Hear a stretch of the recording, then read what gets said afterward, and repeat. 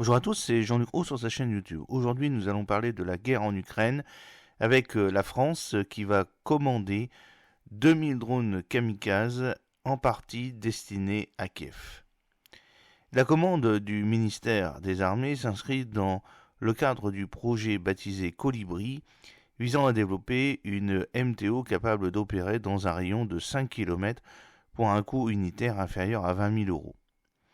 Le ministère des Armées va commander 2000 munitions de conception française dans les prochaines semaines, dont 100 premières en urgence destinées à être livrées à l'Ukraine d'ici cet été, a annoncé jeudi le ministre Sébastien Lecornu.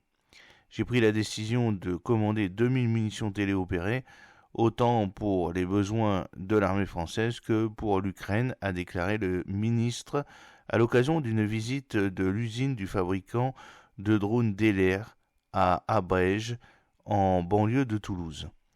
En déplacement au village olympique de Saint-Denis, Emmanuel Macron n'en a pas rabattu sur ses propos relatifs à l'engagement éventuel de militaires occidentaux en Ukraine, mais un tel cas de figure n'est pas envisagé pour les troupes combattantes.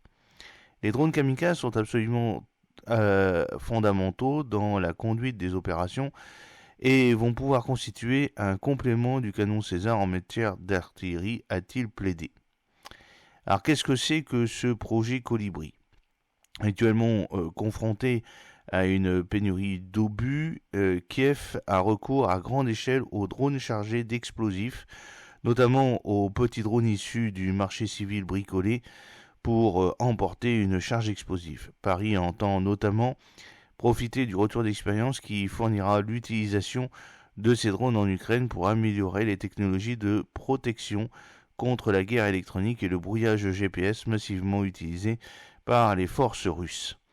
Pour Sébastien Lecornu, ces premiers investissements dans des MTO participent à un effort de rattrapage important pour nos armées, alors que la France accuse un retard dans le développement de drones en raison, selon lui, de mauvaises décisions d'il y a 10 à 15 ans.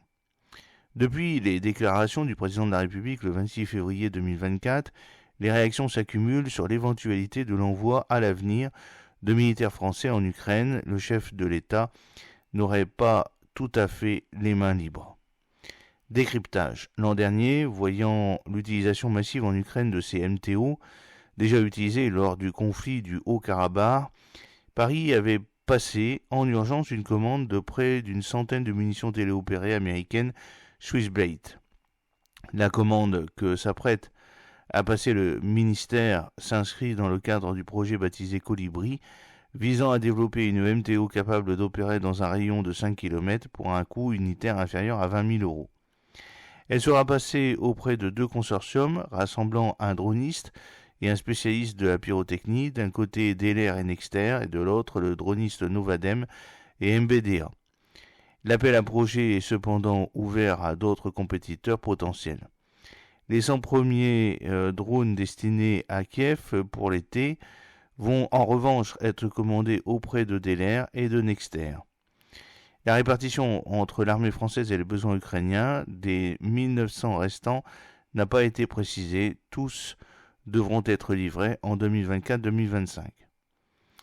Alors, concernant la résistance au brouillage, le drone UX-11 de Delair, qui n'est autre qu'en fait une reprise du drone belge Trimble d'il y a 4 à 5 ans et qui était utilisé uniquement pour l'agriculture avec un capteur multispectral en dessous afin de pouvoir prédire la quantité d'azote nécessaire dans les champs, mais cet algorithme n'a pas fonctionné et les agriculteurs ont refusé de continuer d'utiliser les drones.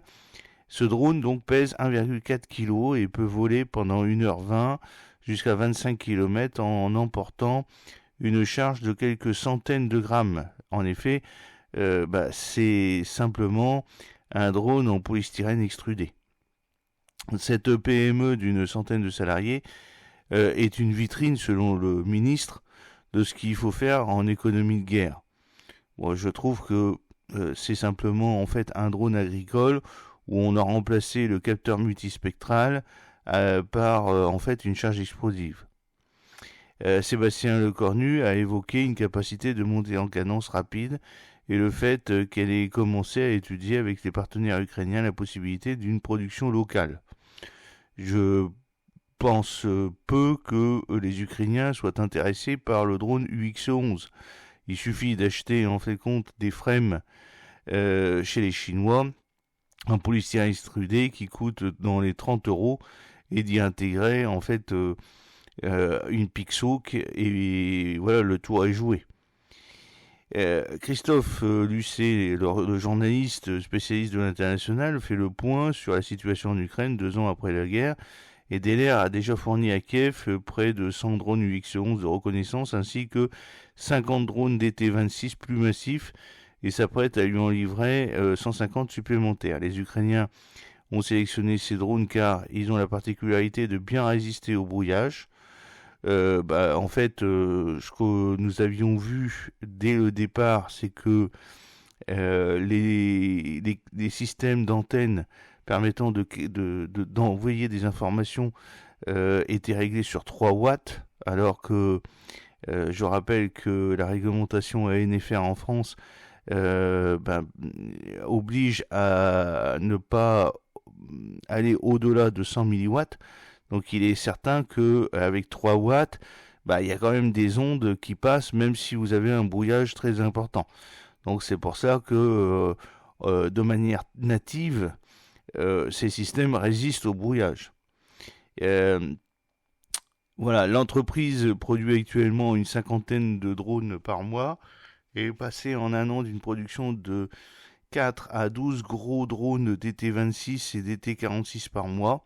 Cette montée en cadence s'est traduite dans ses revenus, Delair ayant réalisé un chiffre d'affaires d'un peu plus de 10 millions d'euros l'an passé, chiffre qui devrait doubler selon lui. Alors pour moi, au vu de la technologie des drones de Delair, c'est pas des drones qui coûtent très très très cher et surtout les vendre à 20 000 euros, ça lui donne en fait une assise très importante au niveau revenu, puisque en fait compte, ils ont un bénéfice énorme. Sur 20 000 euros, ils doivent avoir à peu près 17 000 euros de bénéfices. Voilà, j'espère que cette petite vidéo vous a plu. N'oubliez pas de cliquer sur le pouce pour la promouvoir, de vous abonner si ce n'est pas encore fait et de partager cette vidéo sur vos réseaux sociaux. A très bientôt, fidèlement, Jean-Luc O.